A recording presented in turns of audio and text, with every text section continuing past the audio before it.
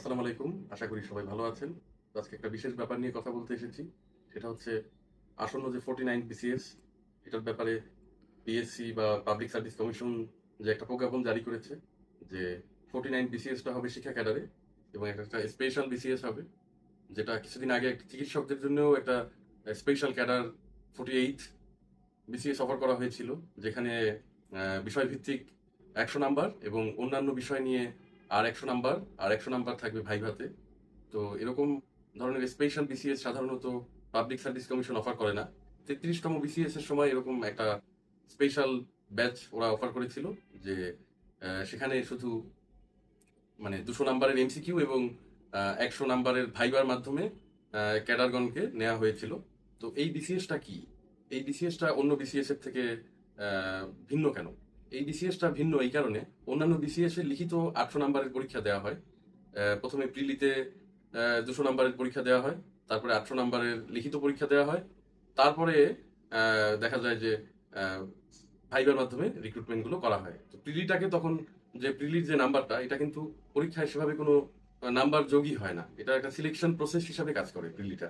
সেখানে এখন হচ্ছে 200 নাম্বারের যে পরীক্ষা হবে তার ভিতরে 100 নাম্বার থাকবে হচ্ছে সাধারণ যে জেনারেল সাবজেক্টগুলো, বাংলার থেকে 20, ইংরেজির থেকে 20, বাংলাদেশ ও বিষয়াবলী থেকে 20 নম্বর থাকবে, আন্তর্জাতিক বিষয়াবলী থেকে 20 নম্বর থাকবে, মানসিক দক্ষতা থেকে 10 নাম্বার থাকবে, গাণিতিক যুক্তি থেকে 10 নাম্বার থাকবে এবং বাকি যে 100 নাম্বার থাকবে সেটা হচ্ছে সংশ্লিষ্ট ও প্রযোজ্য ক্ষেত্রে পদের জন্য প্রাসঙ্গিক যে বিষয়গুলো। ধরেন আপনি যদি ইংরেজির শিক্ষক হিসাবে ঢোকেন এবং আপনার ব্যাকগ্রাউন্ড যদি ইংলিশ নিয়ে হয়, তো আপনাকে আপনার অনার্সে যে পড়ানো হয়েছে সেই সাবজেক্ট রিলেটেড প্রশ্নগুলো করা হবে এবং সে ব্যাপারে কিন্তু প্রত্যেকটা মানে সাবজেক্টের জন্য আলাদা সিলেবাসও করে দেওয়া হয়েছে।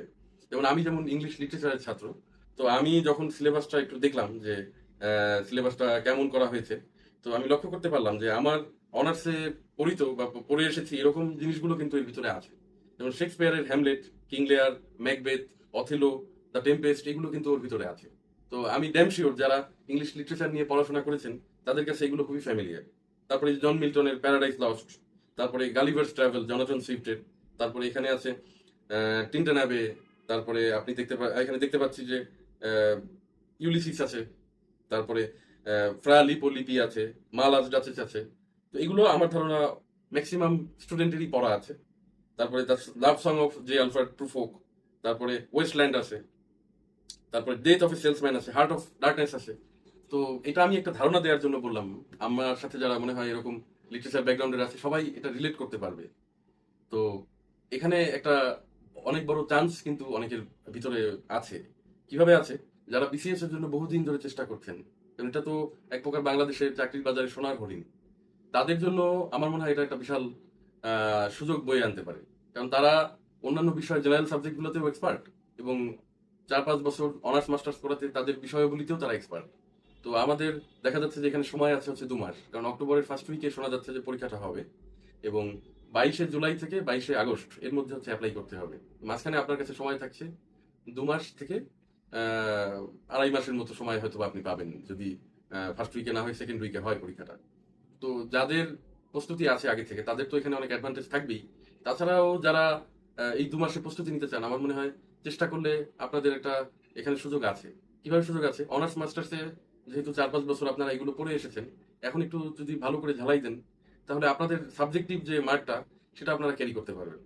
একদম সাবজেক্ট রিলেটেড যে 100 নাম্বার আছে, আর সেই সাথে যদি একটা ভালো কোচিং সেন্টারে ভর্তি হন, সেখান থেকে আপনারা এই জেনারেল সাবজেক্টগুলোর উপরেও একটা আইডিয়া নিতে পারবেন।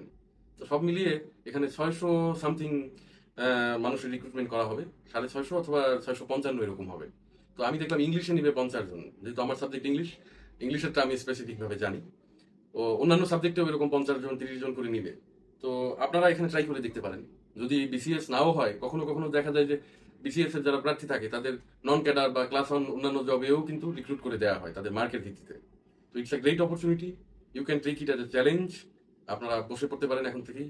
আমি বড় বড় কথা বলছি, আমি নিজেও ভাবছি অ্যাটেম্প নিব।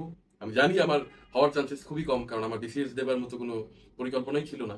কিন্তু এই ভিডিওটা বানানো আপনাদের স্বার্থে, যে আপনারা যারা এই বিষয়ে জানেন না, জানার পরে যেন অবগত হয়ে উপকৃত হতে পারেন, এই জন্যই ভিডিওটা বানানো।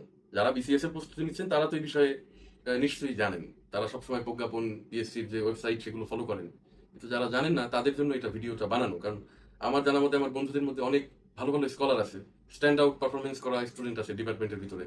তারা চাইলেই তাদের বিষয়ভিত্তিক নাম্বারগুলো মানে খুব ইজিলি ক্যারি করতে পারে, কিন্তু তারা বিসিএস থেকে দূরে আছে কেন? বিসিএসটা তাদের কাছে একটা অসুস্থ যুদ্ধ মনে হয়, কারণ এই 800 নাম্বারের যে লিখিত পরীক্ষা আর প্রিলির যে মার্কস, এটা তোলা কিন্তু মুখের কথা না। কিন্তু এখন এই স্পেশাল বিসিএস যেটা অফার করা হচ্ছে এখানে কিন্তু হ্যাঁ, এটা একটা বিশাল সাগর, কিন্তু ভাগ্য ভালো থাকলে লেগেও তো যেতে পারে। তো সবার জন্য শুভকামনা রইলো, আমার জন্য সবাই দোয়া করবেন। সবাই ভালো থাকবেন। খোদা হাফেজ।